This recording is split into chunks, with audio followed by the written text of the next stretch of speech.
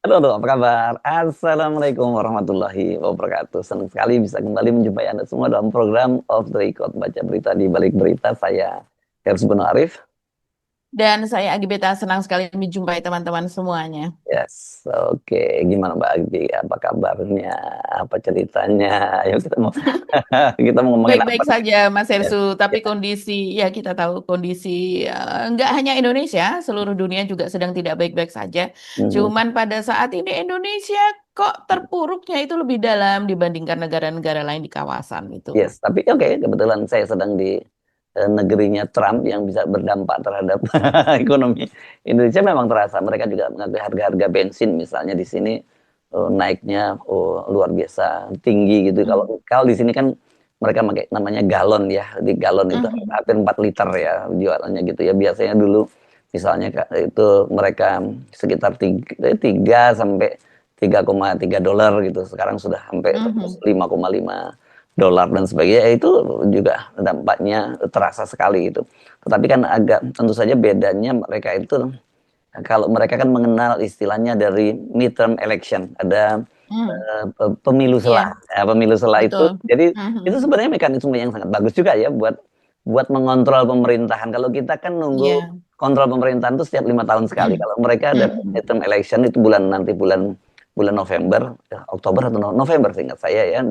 Dan itu ketika kemudian terlihat bahwa Partai Republik bakal secara surveinya itu bakal jeblok gitu karena kebijakan-kebijakan Trump, ya ya anggota Senat maupun Kongres ini ribut ikut neken Trump gitu ya, itu yang jadi nah sementara kita kan tidak punya mekanisme semacam itu, apalagi sekarang di kita ya harus kita akui bahwa parlemen itu udah boleh dibilang dia nggak menjalankan fungsinya sebagai check and balance, kan yang terjadi seperti itu kan ya Mbak Agi ya. Ya. Iya, ya, betul Mas Hersu. Ini yang terjadi keadaannya ya seperti itu, sangat disayangkan. Ini karena eh, faktor apa ya, koalisi yang terlalu besar gitu dan juga ya berbagai hal lah. Tapi yang jelas saat ini yang sedang menjadi perhatian masyarakat itu kan setiap hari mereka mengamati bagaimana nilai rupiah, nilai tukar rupiah terhadap Oke. dolar Iya. dan juga iya Berapa yang terbaru IHSG. hari ini? Terbaru hari ini berapa rupiah, sudah tembus berapa ya Mbak Agi? Yang jelas Mas Hersu, kalau kita katakan mulai dari kemarin ya itu kita ngomongnya udah di atas 17.000 lah begitu. Hmm. Karena kisarannya bisa OTW 7 OTW 18.000 ya. OTW 18.000 Hmm. karena sudah di atas 17.700 ya, sudah Hmm. mau mendekati 17.800 dan itu naik turun di kisaran tersebut begitu. Jadi ya lebih baik kita ngomongnya di atas 17.700 mungkin on the Hmm. way kepada 18.000 karena kita belum melihat Hmm. apa ya sesuatu yang sangat urgent gitu yang bisa membuat rupiah itu eh, membaik kembali begitu. Nah, Nah, sekarang ini, ya, ya, mhm, silakan. iya ya, Mas Hersu dan coba ini saya lihat ya, Hmm. eh, judul dari Kompas nih, rupiah tembus 17.700 per dolar Amerika, Hmm. ibu-ibu mulai pangkas hiburan hingga makan tabungan atau mantap. Ya, jadi Hmm. sekarang sudah bukan lagi, bahkan di Makan utang beberapa. sekarang, udah mulai makan utang, Iya. mamang Nah, namanya. itu yang saya mau katakan. Di beberapa komunitas bahkan mengatakan, loh kami sudah nggak punya tabungan, jadi kami sudah bukan mantap lagi, tapi sudah makan utang gitu. Hmm. Dan saya pun juga terkejut Mas Hersu mendengar cerita dari ART di rumah begitu yang dia mengatakan teman-temannya mendatangi dirinya begitu ya karena di PHK, di PHK dari sektor rumah tangga. Hmm. Dan itu tidak hanya satu dua dan kemudian ingin berhutang kepadanya. Saya bilang, mereka kan tahu kamu hanya bekerja sebagai ART begitu. Masa mereka mau berhutang? Iya, padahal saya ada tanggungan anak, tanggungan keluarga, kontrakan dan sebagainya. Kok mereka bisa berhutang kepada saya? Iya, karena mungkin yang dia katakan misalnya berhutang kepada Bank Harian, Mas Heru tahu namanya Bank Hmm. Plecit, Ya, Plecit gitu ya. Nah, rentenir ya ini sebenarnya. iya, rentenir yang harian begitu. Jadi bunganya ada bunga harian dan itu sudah mencekik leher mereka. Tapi ya mereka mau dapat dari mana lagi kalau bukan dari bank plecit itu tadi. Hmm. Ya, itulah kondisi di tingkat bawah begitu yang mungkin yang mereka yang ada di atas harusnya tahu. Hmm. Nah, yang kita lihat saat ini Mas Hersu Eh, ini judul dari Money Kompas ya. Demi jaga rupiah, BI sudah pakai cadangan devisa sebesar 10 miliar dolar Amerika. Ya, ini kan intervensi sebenarnya kita tahu pasti sudah terus-menerus dilakukan oleh Bank Ya, Indonesia, ya, tapi ya. kan jatuhnya memang terlalu dalam saat ini. Saya tapi terkejut ya membaca pernyataan dari Bakom RI ya, Bakom RI Mhm. Kodari ya, yang dia, nah ini kalau pemerintah nggak intervensi, kira-kira bahasanya seperti itu, udah tembus Ya. 18.000. Oke, maksud saya begini, ini kalau kita ngomongin dolar ya, jadi kita minjem istilahnya Pak Prabowo kan orang Mhm. orang orang kampung tidak menggunakan dolar. Tapi ya justru itu komunikasi publiknya harusnya dengan itu kalau dia ngomong kalau nggak intervensi itu kan kemudian orang-orang di kota, orang-orang yang Mhm. website justru membaca, loh bahaya dong kalau kayak gitu sampai berapa kuat dong pemerintah melakukan intervensi kan mestinya mestinya nggak seperti itu karena yang Betul. persoalannya intervensi itu kan hanya solusi jangka pendek sebenarnya ya Mhm. Mbak Agi dan kita tahu seberapa kuat sih daya tahan pemerintah terus menggelontorkan itu. Yang bermasalah kan soal fundamentalnya, begitu ya Mbak Agi. Iya, Kemarin kan saya selalu betul. bahwa oke, ini memang ada soal geopolitik global yang berpengaruh terhadap ekonomi kita. Yes, gitu kan. Yang kemarin kita bahas seperti itu ya Mbak Agi ya. Dan Mhm. itu kan seperti pandemi sebenarnya karena memang krisis terjadi di seluruh dunia. Bahkan Amerika Serikat sendiri menjadi penyebab Mhm. sekarang gonjang-ganjing ekonomi global karena mereka menyerang Iran itu bersama dengan Israel itu pun terdampak juga kan begitu Mbak Agi. Nah, tapi kan dalam kasus misalnya seperti kayak eranya COVID ketika orang itu punya comorbid itu ya dia nggak Mhm. bisa tumbang sementara orang yang sama-sama terkena COVID tapi ketika dia badannya sehat ya dia tetap aman. Itu kan sebenarnya untuk menggambarkan analogi yang terjadi pada pada kita sekarang ini pada Indonesia sekarang ya. Iya ya, betul seperti itu. Tapi faktor lokal tidak kalah pentingnya kalau untuk Indonesia. Berbagai kebijakan pemerintah juga ikut mempengaruhi. Ya, Pada faktor saat lokal itulah yang saya sebut ya, sebagai comorbid kan gitu ya. sebagai Iya. komorbid bawaan dari rezim lama. Kalau dulu komorbid yang dari era Orde Baru, Yes. kemudian berganti pemerintahan, terjadi reformasi, dan Habibie memegang tampuk pemerintahan, dia tidak mementingkan untuk pertumbuhan dulu, tapi dia bagaimana caranya supaya inflasi itu turun besar-besaran. Bagaimana untuk membalikan nilai rupiah kembali seperti semula, walaupun tetap tidak bisa kembali seperti semula, tapi setidaknya turun dengan drastis hanya dalam Drastis. waktu satu Ya. setengah tahun. Begitu Nah, juga untuk menggerakkan ekonomi pasar itu seperti apa. ya.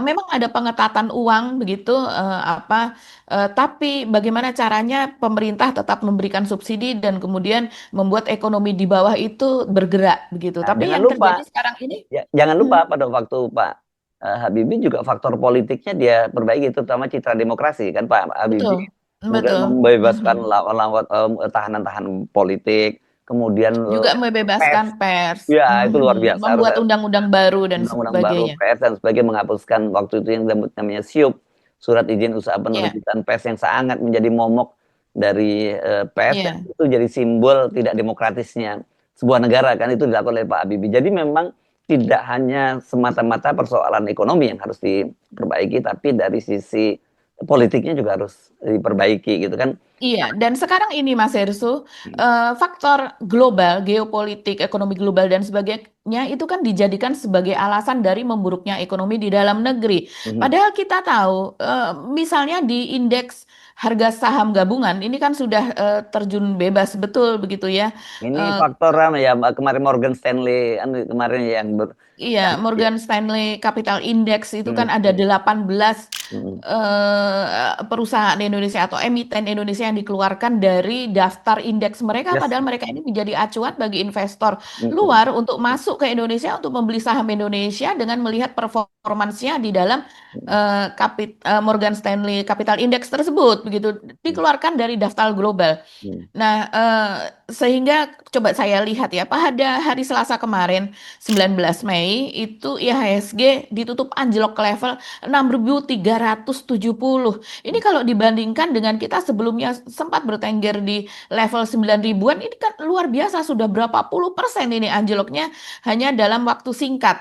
Jadi dan kemarin saja itu mengalami koreksi 2028 poin atau sekitar hampir 3,5%. Nah, kemudian coba kita lihat dibandingkan dengan penutupan hari Seninnya itu anjloknya 252 poin atau sekitar 3,76%. Ya memang di kawasan Mas Hersu itu juga terjadi perubahan, tapi mereka sudah mulai rebound. Jadi mereka sudah mulai naik begitu ya. Coba kita lihat Coba kita lihat bagaimana di kawasan gitu ya. Di sini disebutkan oleh CNN, bursa saham di kawasan Asia terpantau dominan bergerak di zona hijau, sementara kita kebakaran hampir sekian banyak bergerak di zona merah. Indeks Hang Seng Komposit di Hong Kong menguat 0,48%, indeks Shanghai Komposit di Cina plus 0,92% dan indeks Straits Times di Singapura naik 1,21%. Selain itu juga indeks Nikkei di Jepang melemah 0,44%. Ini tidak terlalu bermasalah, sebelumnya dia sudah menguat. Kemudian mayoritas bursa saham Eropa terpantau bergerak menguat di zona hijau. Tercatat indeks DAX Jerman menguat 1,37%, FTSE 100 di Inggris plus 0,75%, bursa Amerika sebagian merah, sebagian juga hijau. Jadi memang kita yang terpuruk lah, kita bisa dikatakan demikian.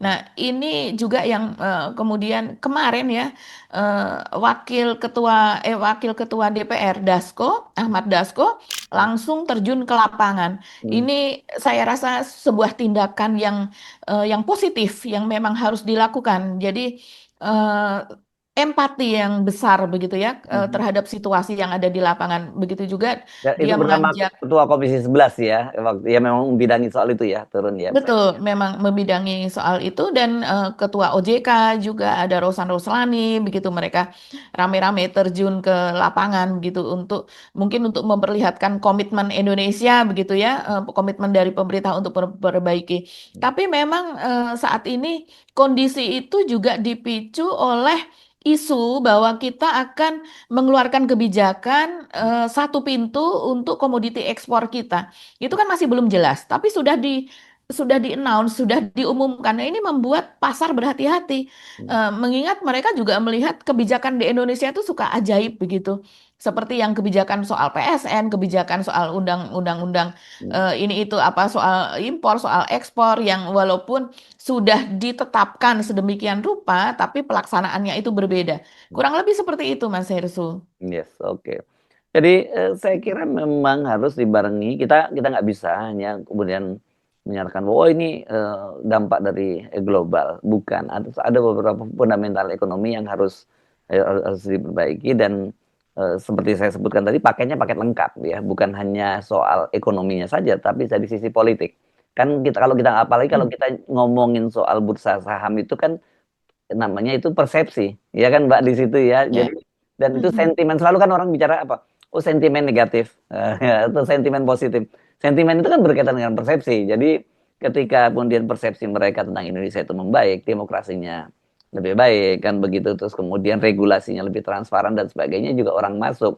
Dan kita harus akui juga kan memang sebenarnya beberapa waktu lalu ya kita ingat bagaimana Purbaya menyatakan bahwa ini direksi Bursa Efek Indonesia ini kan minta kenaikan gaji lah gitu bahasanya ngomongin gitu. Yang dia bilang baik perbaiki dulu dong yang goreng menggoreng. Nah, praktek goreng menggoreng itu kan memang kita tahu itu banyak yang terjadi di Mhm. Indonesia dan itu yang membuat kemudian kenapa banyak lembaga-lembaga pemerintah dunia akhirnya kan kemudian membuat itu penilaiannya jadi negatif dan kita kan sudah memperkirakan begitu Morgan Stanley itu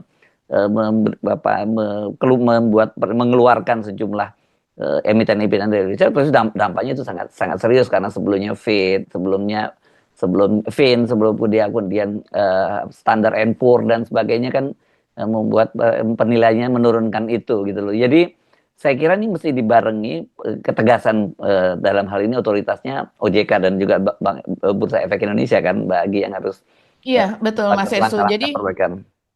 mm, memang kepercayaan dari luar itu salah satunya adalah terhadap data ekonomi Indonesia. Mm, Mereka bertanya, bisa dipercaya nggak sih data-data yang diumumkan oleh pemerintah mm, soal inflasi, soal data investor apa dan sebagainya, begitu ya?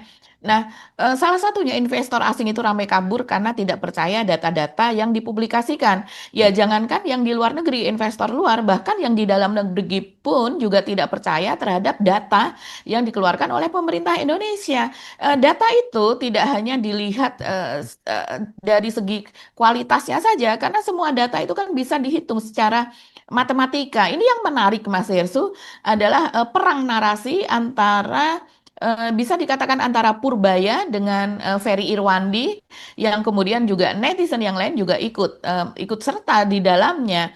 Ini salah satunya karena pengumuman sekitar 2 pekan yang lalu ya soal apa soal pertumbuhan ekonomi Indonesia yang ya lumayan fantastis karena berada Nah, di ya, level 5,61%. ya, Sesuatu yang dalam kondisi seperti ini sepertinya sesuatu yang dari mana ya datanya gitu? oke, Apakah ada variabel menarik. lain yang Ya, disusupkan? ya. Itu Nah, yang menarik. menarik. Nah, ini saya kan akan cerita. Kebetulan sebelum saya berangkat, saya keluar dari, jadi saya sempat makan siang saya dengan kepala BPS dan wakil kepala BPS dan ada sejumlah pejabat gitu. Saya ngobrol waktu itu selesai makan siang. Nah, ini udah selesai makan siang, saya bilang kita ngomongin bisnis boleh ya boleh. Saya tanya pada ibu kepala BPS ini gimana ceritanya ini angka pertumbuhan sampai segede itu. Ah, dia terbuka pada saya bilang begini. Yang mereka lupa, Pak Erso kata dia gitu, ada ini namanya disebut low base effect. Kenapa? Karena kan ini untuk melihat pertumbuhan itu adalah membandingkannya year on year. Year on year itu artinya pada kuartal pertama yang sama dibandingkan dengan tahun yang lalu. Nah, pada tahun 2025 itu kan memang rendah pertumbuhan ekonomi kita sekitar 4,8 ya pada waktu itu yang bagi sekarang Mhm. 5,6 kata dia. Jadi itu salah satu faktor. Yang berikutnya yang kata dia lihat satu ada eh, Ramadan dan kemudian Lebaran. Itu kan juga itu berdampak cukup luas. Kenapa? Karena kan konsumsi domestik seingat saya kalau nggak salah menyumbang sampai 5,3% berkaitan belanja rumah tangga itu terhadap pertumbuhan Mhm. itu cukup besar kan bagi ya.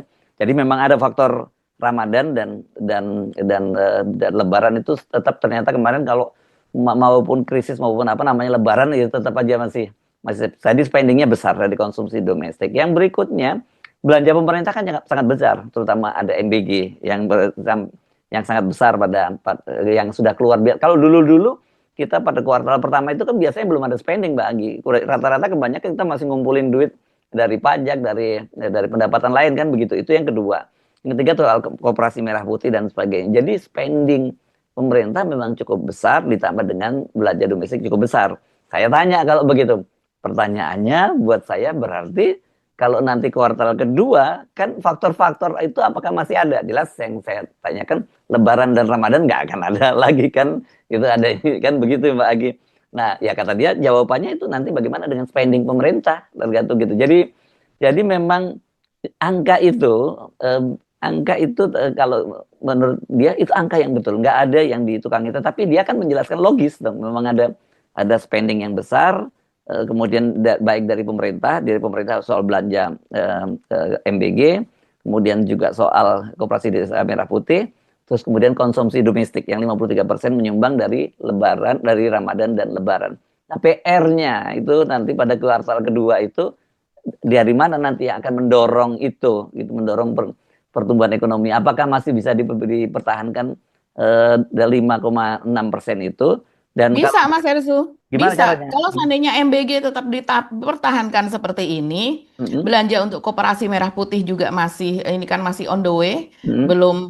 belum keseluruhannya dibelanjakan, ya Ya, masih akan mendorong pertumbuhan tersebut. Masalahnya itu kan tidak dinikmati di tingkat bawah. yes, Apalagi benar. kita tahu belanja Ah, belanja MBG, belanja koperasi merah putih mm, dan yang lainnya banyak ya, yang ya, import. Jadi ya. bukan membeli produksi di dalam negeri yang tidak Nah, akan menggerakkan UKM. nah Malah itu, banyak UKM yang tutup. iya, Nah, itu masalahnya. Yang trikinya kita di tahu situ kan. seperti misalnya Ya, sepeda motor listrik, seperti misalnya belanja IT dan sebagainya yang pick up dari India apa namanya dan sebagainya lah. Yang impor itu banyak sekali. Nah, itu yang didenial oleh pemerintah. Jadi Hmm. pencapaian pertumbuhan yang 5,61% itu, Hmm. saya rasa ada variabel di dalamnya yang kemudian ditutupi begitu ya. Kalau menurut coba saya lihat ini pernyataan dari Purbaya kemarin. Hmm. Dia ekonomi RI pada kuartal 1 sampai dengan akhir April berarti ya tumbuh 5,61% karena ditopang oleh konsumsi rumah tangga sebagai penopang utama. Yes. Kalau berdasarkan perhitungan dari Ferry Irwandi misalnya, ya ini kan dikatakan orang-orang yang ada di luar pemerintah dan kemudian ikut menghitung mereka nggak tahu ekonomi. Padahal orang yang di luar itu menghitung dengan apa tanpa harus menutupi sesuatu. Justru ini sesuatu yang ditutupi itu kan pasti akan terlihat begitu ya. Hmm. Menurut Purbaya, dia mengatakan bahwa data pertumbuhan ekonomi sebesar 5,61 justru didominasi oleh aktivitas sektor swasta dan masyarakat. Swasta yang mana nih? Hmm. Kemudian dia mengatakan pertumbuhan ekonomi 5,61 ditopang konsumsi rumah tangga di kisaran 2,9%, investasi sebesar 1,7% dan belanja pemerintah menyumbang 1,3%. Hmm. Ya, padahal setelah dihitung-hitung begitu oleh Ferry Irwandi misalnya, oleh masyarakat yang lain, ini kan bisa dihitung dengan menggunakan Hmm. ekonometrika ya. Ya, ya. Eh, Belanja atau spending pemerintah justru yang paling besar, bahkan biasanya pada kuartal pertama itu hanya sekitar misalnya berkisar di 5%, 6%, ini mencapai 21,81%. Ya, Itu ya, betul. sesuatu hal Ya. yang Ya. sangat-sangat fantastis. Hmm. Yang menyumbang kontribusi terbesar ke pertumbuhan adalah belanja masyarakat. Itu kata Menteri ya, kata Pak Purbaya. Artinya daya beli masih cukup bagus. Ini daya beli yang mana yang dimaksudkan oleh Pak Purbaya begitu. Nah, tadi Itulah yang saya kenapa. singgung tadi, Ramadan dan Lebaran, orang tuh kalau namanya Ramadan Lebaran ya memang spendingnya lebih gede kan gitu di situ. Iya, Jadi dan itu sebetulnya kan sudah terjadi tahun lalu juga sama seperti itu begitu ya. Karena Lebaran dari tahun ke tahun bedanya hanya sekitar 2 pekan saja. Jadi coba misalnya LPMUI, yaitu Lembaga Penyelidikan Ekonomi dan Masyarakat Fakultas Ekonomi dan Bisnis, atau kita sebut sebagai LPM FEB ya, Fakultas Ekonomi dan Bisnis UI, itu meragukan validitas data tersebut. Coba saya lihat ini apa yang dia katakan itu bahwa pertumbuhan ekonomi 5,61% year on year patut dipertanyakan sebagai indikator kesehatan ekonomi. Ini sudah sangat jelas dan dipublikasi oleh LPM ya. Yang paling mencolok data BPS sendiri menunjukkan adanya ketidakkonsistenan internal. Sebenarnya ini sangat mudah untuk dilihat Mas Hersu. Misalnya dari pemakaian listrik. Kalau pemakaian listriknya saja turun, masa produksi bisa naik, pertumbuhan bisa naik? Coba. Yang paling disorot oleh LPM adalah keganjilan dalam laporan terkait sektor industri pengolahan. BPS dalam laporannya menyebutkan sektor industri pengolahan tumbuh 5,04%. Tapi di saat yang sama, listrik, gas, dan air mencatat pertumbuhan negatif sebesar 0,99. Jadi negatif 0,99, hampir 1%. Ya, bagaimana mungkin pertumbuhan sektor industri mencapai 5% kalau pertumbuhan untuk bahan bakarnya itu tadi, listrik, gas, dan kemudian juga air begitu, justru tumbuh negatif. Nah, pasokan listrik turun, maka pertumbuhan industri sebesar itu sulit dijelaskan secara logis dari sisi aktivitas fisik produksi begitu. Jadi misalnya kalau sebuah rumah tangga dalam skala kecil, bagaimana mungkin kita masaknya tambah banyak sementara pemakaian air, pemakaian gas dan malah turun. Jadi ini kan sesuatu yang sangat mudah untuk dilihat. Nah, menurut peneliti FEB UI ini, data pasokan listrik dan pertumbuhan industri tidak mungkin eh, tidak benar. Tidak mungkin benar. Jika pasokan listrik berkontraksi, kontraksi itu artinya negatif ya, tumbuh negatif, maka sektor manufaktur yang paling banyak menggunakan listrik dalam perekonomian tidak mungkin tumbuh 5%. Selain itu, sektor lain yang mengkonsumsi banyak listrik seperti hotel dan restoran itu tumbuh 13,14% dan infokom tumbuh 7,14%. Semakin memperparah inkonsistensi data soal pasokan listrik itu. Masih menurut FEB UI, manufaktur menyerap sekitar 40 sampai 42% dari total konsumsi listrik nasional.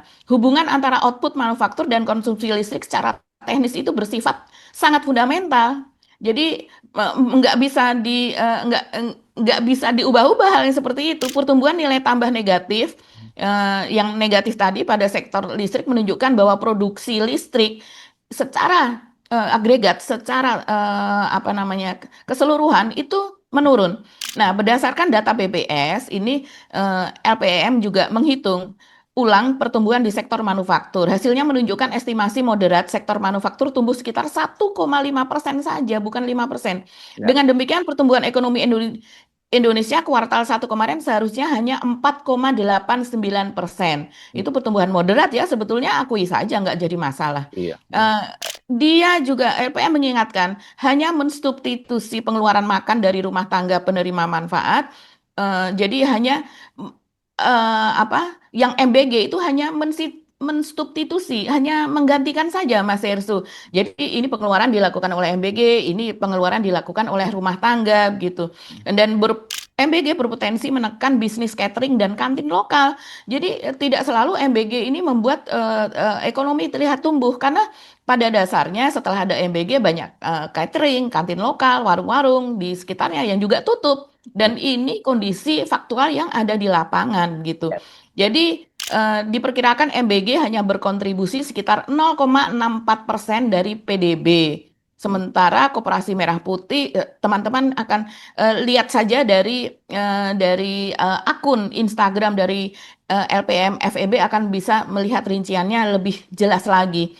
Ya. Dan apakah ini benar yang dikatakan oleh LPM UI? Saya lalu mencari tahu ya di akun Alif Towel. Mungkin teman-teman tahu nih, dia seringkali membuat postingan kalau sesuatu itu kemudian apa kontroversial gitu, dia mencari mana sih yang benar. Alif Towel ini adalah alumni dari matematika ITB. Dia influencer dan dia juga pakar matematika, dikenalnya seperti itu. Semua hal bisa dihitung, nggak ada yang nggak bisa dihitung. Coba kita lihat Alif Towem dia mengatakan seperti apa dan sesudah itu kita lihat apa yang dikatakan oleh Ferry Irwandi. Dia juga ini kan mantan pegawai Kementerian Keuangan yang kalau tidak salah Ferry ini sedang kandidat doktor ya atau sudah ya Mas Ferry ini.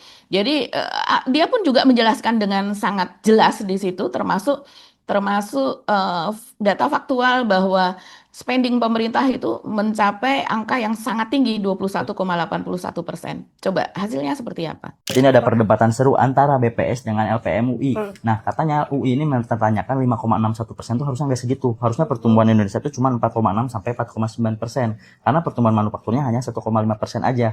Nah, ini siapa sih yang benar? Apakah LPM atau BPS? Yuk kita hitung bareng-bareng. Cara menentukan growth dari PDB itu kita gunain rumus ini. Yaitu apa? Pertumbuhan dari 2005 ke 2006 di kuartal yang sama ditambah juga pajaknya. Nah, kalau kita lihat PDB ADHK 2025 itu sebesar ini. Di sini ada 17 industri dan kenaikannya itu seperti ini nih. Jadi kita hitung di sini kontribusinya semua termasuk pajaknya itu. Nah, BPS dapatlah 5,61%. Yang jadi dipermasalahkan itu adalah yang kolom C sama kolom D ini. Kenapa? Karena menurut LPM UI ini nggak mungkin terjadi kalau industri pengolahan naik tapi masa listriknya malah turun. Dan LPM itu memprediksi harusnya growth industri itu cuma 1,5% aja. Kalau kita hitung, pangsa pasar industri itu terhadap PDB itu kan 20%, gede banget. Sehingga 1,5% nanti dikali 20 yang ini, ditambah PDB yang ini dikurangi yang industri yang tadi, dapatlah 4,89%. Nah, inilah prediksi LPPM UI, harusnya pertumbuhan itu 4,89%. Nah, kalau kita detailkan, di kolom yang D, ini kan sebenarnya pengadaan listrik dan gas. Jadi itu bisa diuraikan, ada listrik dan ada gas. Yes. Kalau kita lihat sebetulnya yang listrik itu turunnya negatif 0,25%. Sedangkan yang gas dan produksi es ini negatif 8%.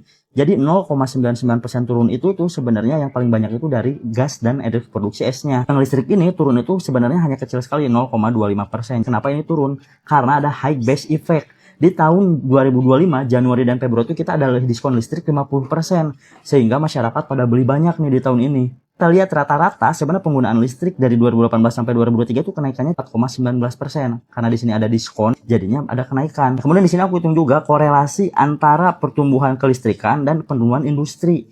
Nah, yang warna hijau ini adalah sebelum 2020, elastisitasnya dapat 1,32. Yang coklat ini yang setelah 2020, setelahnya ada hilirisasi, ini elastisitasnya 0,41. Dan kalau kita hitung korelasinya ini cuma 0,18. Apa itu terjadi? Karena ternyata sekarang industri itu membuat listriknya sendiri. Terbukti dari tabel IO ini, lihat banyak yang beli batu bara industri-industri itu karena untuk menyuplai listriknya sendiri, jadi nggak beli ke PLN. Dan dari data ini juga lihat jelas nih, awalnya 2019 tuh cuma 14 gigawatt, tapi 2024 ini naik jadi 33 gigawatt. Artinya kapasitas produksi industri masikan listrik itu naik 83 terawatt hour. Sedangkan PLN naiknya cuma 14 terawatt hour. Artinya di sini 85% dari kenaikan ini disumbang oleh si industri yang bikin listriknya sendiri.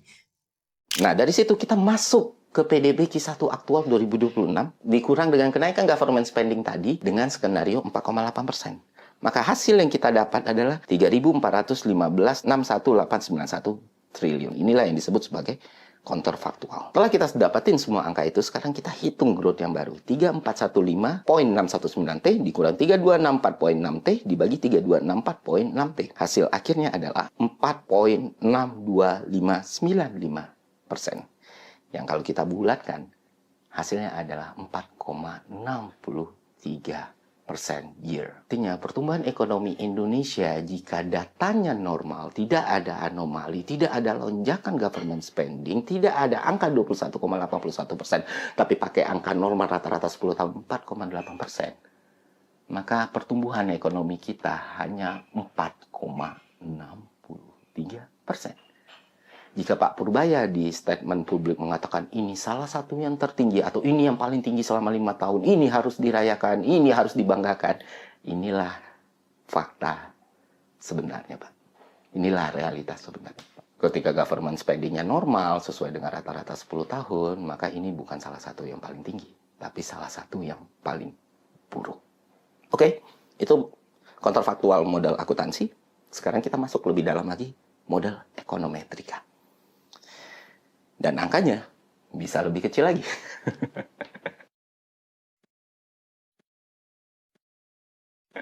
Jadi ya udah, delta GDP accounting ya kita kurangin aja ya, antara 5,61 sama 4,63 tadi kita dapat 0,98 persentase poin. Kita bikin model counterfaktualnya, maka kita mendapatkan 1,26 dikurang 2,77, 0,93 persentase poin. Kita bikin indirect effect-nya, kita pakai regresi historis. Multiplier effect-nya tambah dari C dan I gitu ya. Kalau multiplier effect-nya 0,2 berarti kan 0,93, 83 kali 0,2 berarti 0,197. Kita hitung masukin ke persamaan growth barunya 5,61 dikurang 0,983 dikurang 0,197. Kita akan mendapatkan angka 4,43%.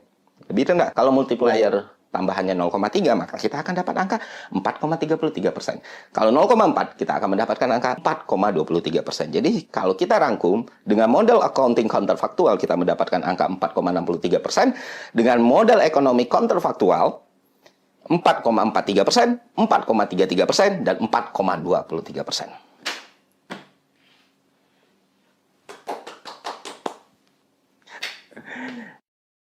Ya, balik lagi saya tidak mau membantah ini dengan opini, argumentasi, narasi ya. Dan seingat saya terakhir saya keluar dari Kementerian Keuangan, Bapak punya hampir 100.000 pegawai, tentu dengan orang BPS saja. Dari semua matematika yang sudah saya jabarkan, ya kalau memang ada yang salah mohon dikoreksi. Karena saya jamin ketika government spending yang Bapak bilang tidak pengaruhi itu ada di angka di bawah 10%, maka pertumbuhan ekonomi 5% itu tidak akan tercapai sesuai dengan klaim Bapak. Dan balik lagi, kalau mau dijawab, dikonter, jawablah dengan keilmuan yang benar, Pak. Bapak kan sering ngaku Bapak ekonom gitu. Tentu ekonom tidak bernarasi. Tentu Menteri Keuangan tidak beropini atau berargumentasi. Karena Bapak Menteri Keuangan bukan Menteri Penerangan, Pak. Oke, fine. Again, kenapa gue concern sama hal ini? Karena ketika kita mendiagnosis masalah, kita harus mengidentifikasinya dengan benar. Supaya dapat solusinya yang benar juga gitu. Jangan sampai identifikasinya apa, masalahnya apa, solusi yang diambil malah makin ngaco gitu. Karena yang harus Bapak perhatikan dan semua masyarakat perhatikan, amanat undang-undang itu, defisit kita itu 3%. Kalau dalam Q1 aja udah 0,90, berarti seberapa effort untuk mempertahankan defisit di bawah 3% tadi. Sulit. Ditambah lagi, kalau kita ngomong penerimaan dan pendapatan negara ya, itu selalu lonjakannya itu di Q1. Kenapa demikian? Karena ya SPT gitulah. Nah, sisanya itu harus digeber tuh, kayak gimana caranya. Nah, itulah tugas pemerintah sekarang gitu. Sedangkan di Q1 yang jelas-jelas spike-nya penerimaan negara, ternyata pertumbuhan 10% itu masih kalah dengan belanjanya. Ya, pendapatan kita naik 10%, belanja kita naik 31,8%. Dan itu juga jadi masalah yang harus diselesaikan oleh pemerintah kita. Kenapa demikian? Karena kalau tidak diselesaikan, itu akan sangat berpengaruh pada ketahanan fiskal kita, akan sangat berpengaruh pada neraca pembayaran kita, dan akan sangat berpengaruh pada kurs kita. Dan jangan lupa, kepercayaan investor kepada Indonesia. Dan itu matters, karena masuk lagi investasi. Dan itu yang harus dipikirkan oleh tim keuangan atau tim ekonomi Republik Indonesia. Makanya konten ini dibuat bukan untuk memojokkan atau menyerang atau menyudutkan pihak tertentu. Justru gue percaya kita semua mencintai negara ini. Mungkin caranya aja yang berbeda. Oke, jadi begini ya, saya kira kalau kita membaca angka statistik itu kan memang sering sekali orang menyebut how to lie with statistik, bagaimana berbohong dengan statistik. Itu ada buku klasik semacam itu ya. Persoalannya kan selalu mesti kita kontraskan. Oke, ekonomi tumbuh, tapi bagaimana kehidupan masyarakat sesungguhnya? Kan sebenarnya yang lebih penting itu kan itu ya. Iya, data faktual di lapangan. Yes. Tuh. Itu kita kontraskan semacam itu. Jadi gini, mereka kalau bilang apakah mereka salah, bilang oke, lu nggak salah memang ngomong bahwa angka pertumbuhan semacam itu, tapi pertanyaannya kemudian yang paling penting kan kepada kehidupan masyarakat gitu, impactnya pada masyarakat seperti apa kan gitu. Saya kira selalu kita harus melihat realitasnya seperti itu, bagaimana pertumbuhan dan bagaimana daya beli masyarakat. Pertumbuhan sama juga misalnya kan begini, kita melihat pendapatan per kapita masyarakat kita juga meningkat begitu. Tapi gini rasionya atau kesenjangannya seperti apa? Karena ternyata mungkin angkanya besaran itu sebenarnya kan kita bisa melihatnya misalnya dari jumlah tabungan. Ya kan Mbak Agi ya, tabungan para orang yang sangat kaya itu semakin meningkat tinggi, sementara tabungan kelas menengah dan sebagainya ke bawah itu semakin turun. Angkanya kalau dilihat secara agregat, secara statistik ya terlihat gede. Tetapi kemudian begitu kita lihat detail, itu hanya dinikmati oleh sekelompok orang saja. Nah, sama dengan seperti ini. Oke, ini yang tinggi banget karena spendingnya dari pemerintah. Ya karena pemerintah memang punya APBN. Tapi apakah kantong masyarakat masih mendukung soal itu? Saya kira kita mesti melihatnya seperti itu gitu ya Mbak Agina. Kita mungkin banyak sekali orang seperti kita, juga orang-orang lain yang memberikan, termasuk lembaga-lembaga seperti LPM dan sebagainya, membantu soal itu ya secara sehingga orang bisa melihatnya secara komprehensif gitu. Jadi tidak, pemerintah ya memang tugasnya mereka tentu harus membangun optimisme dengan misalkan tinggi ekonomi pertumbuhan ekonominya begitu. Tapi mari pemerintah juga harus melihat realitasnya kepada masyarakat seperti apa. Itu yang paling penting sih menurut saya melihatnya ya Mbak Agi. Iya, betul sekali. Jadi pemerintah jangan gerasa-gerusu. Ini memang apa yang dikatakan pemerintah dari satu pemerintahan ke pemerintahan yang berikutnya memang seringkali seperti ini. Sehingga memang tugas kita juga untuk membongkar ini benar apa enggak, begitu kan? Iya. Seperti misalnya jangan membuat pernyataan-pernyataan yang kontroversial juga. Ya. Seperti misalnya Pak Prabowo kemarin mengatakan soal rupiah, orang desa tidak pakai rupiah. Ini kan kemudian akhirnya Pak Purbaya juga harus mengatakan, karena ini terus bergulir Mas Resul, mungkin bisa berminggu atau berbulan ini akan terus diucapkan oleh masyarakat. Dan katanya pokoknya lihat Purbaya masih tersenyum atau enggak. Terpaksa. Iya, dan Purbaya akhirnya harus mengatakan bahwa ucapan Pak Prabowo soal dolar itu adalah untuk menghibur rakyat, begitu. Menghibur rakyat kan juga nggak begitu caranya. Tapi kan nanti yang kasihan Pak Purbaya dipaksa senyum belus walaupun hatinya manyun. Oke, bagi kita lanjutkan lagi perbincangan di episode berikutnya.